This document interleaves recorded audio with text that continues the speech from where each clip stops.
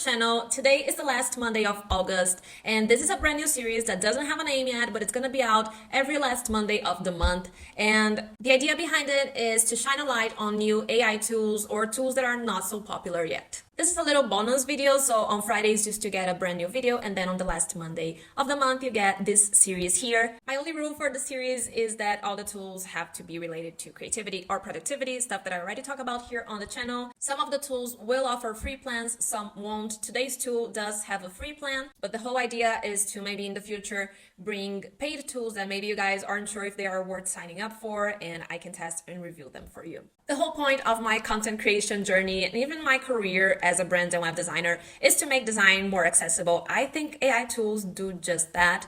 It's the same that we saw happening with Canva back in the day. You know, when Canva came out, everyone was like, oh, like what's gonna happen to designers? And we're still here. It's still a profitable industry, and I don't think we're going anywhere. I don't think AI is replacing us just yet.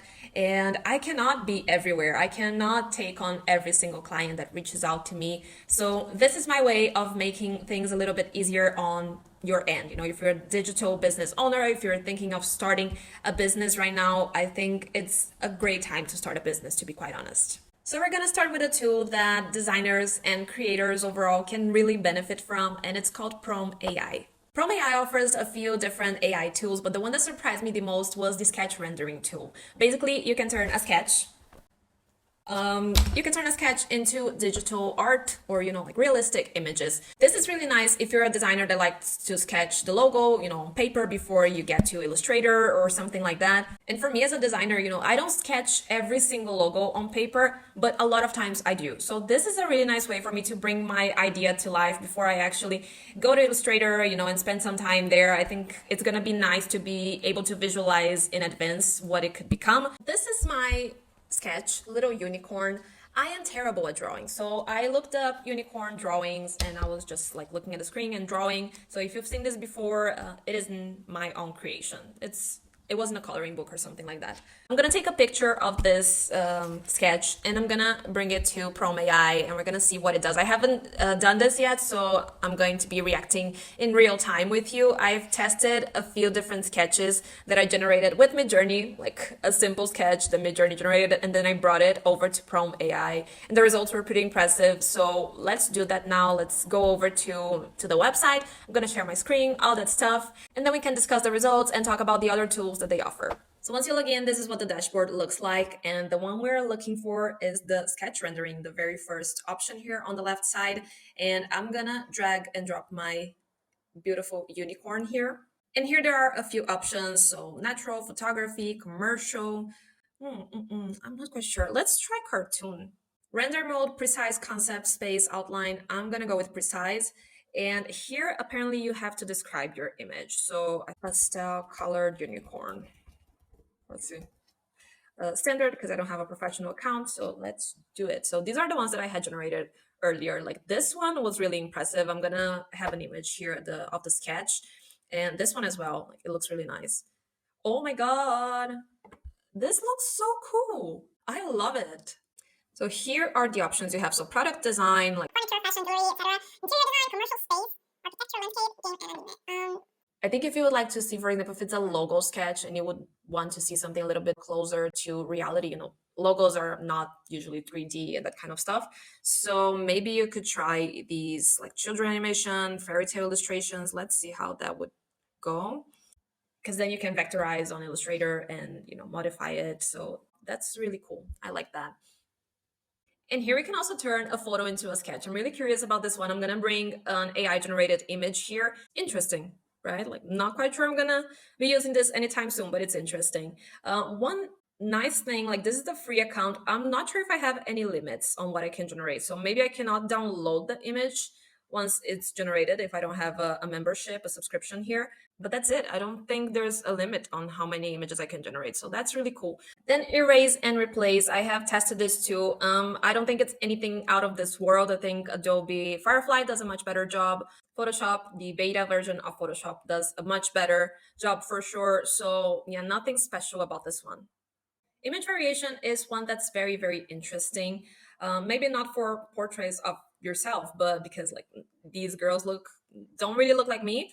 but I mean, the vibe of the image is pretty similar. So maybe for backgrounds like product photography, even, I would have to test this tool a little bit more to see what it can really do. But it's pretty simple. You're going to drag and drop an image here, and you just have this one property variation.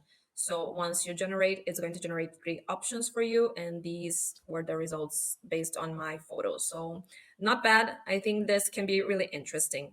Background diffusion is a tool that removes the background and places the image, the main object, on a different background according to your prompt. So I tried it with this bottle of wine here, and the only issue is that the transparent glass, of course, it didn't really adapt that part of the image. But I think if you have something like the bottle of wine or something that's a little bit more solid, then that's going to work perfectly because it adds like some shadow. It looks quite nice. I think darker backgrounds work better than the lighter ones. You can see here that there's a little drop shadow around the bottle. I don't love it. It doesn't look that realistic. This one looks a little bit better, but there's another tool that I really like that I have mentioned here on the channel. I'm going to link the video. It's called Photo Room. They have a Figma plugin, but it also works on mobile. Like they have an app for iPhone and Android. So that's a much better tool to do this job here.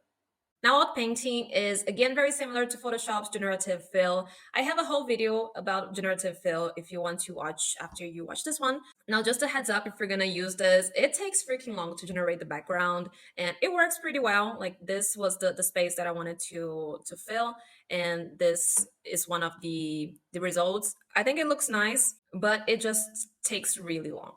It always generates three options. They're all pretty similar, but I think it's because I wrote background. So yeah, I liked it. Just it takes a long time to generate it.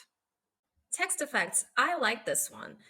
Basically, you can bring in an image that has black text on a white background, and it's going to generate something like this, like a more artsy image, more artsy text. I like it. I think it's fun. I think you can use it for social media posts, that kind of stuff, maybe even YouTube thumbnails. So they have a few options here. I wish they had the option to type in the text like right away when you come here. Let me refresh it. Like, I wish they had the option to just type something here, but I get it. Maybe you want to use fonts they don't support yet. So interesting. It's an interesting tool. AI visual chatbot. I didn't fully understand this tool because when I entered the page for the first time, they had a few prompts and I just chose this one. It was like a preset prompt, and I thought it would generate some infographic or something, and it just wrote back to me. So they have this option to upload an image. Let's see what this does. Don't understand. I guess you would have to write something like describe this image or something like that. Don't love this part. And then if you type in image generator, it replies what kind of image would you like me to generate? And then I said fuzzy monster, because why not? And I don't like the results either. So yeah, I think this was the biggest letdown out of all 8 tools that I tested. I didn't test the AI supermodel. I did, but not for the video, because this is a conversation that I want to bring to the channel eventually about AI bias. There's just so much to be said about stereotypes, and yeah, that's a conversation for a different video, so I'm not going to get into that right now. These were the 8 tools that I really wanted to test, to review, to bring to you guys, and this was a really fun experiment.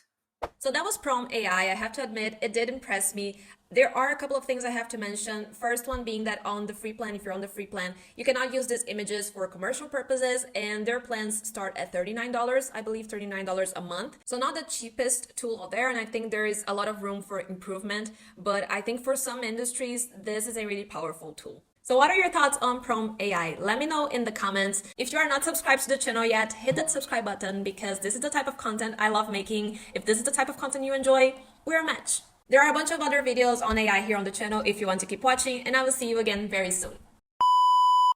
And now everyone knows that I film all my videos in my pajama pants.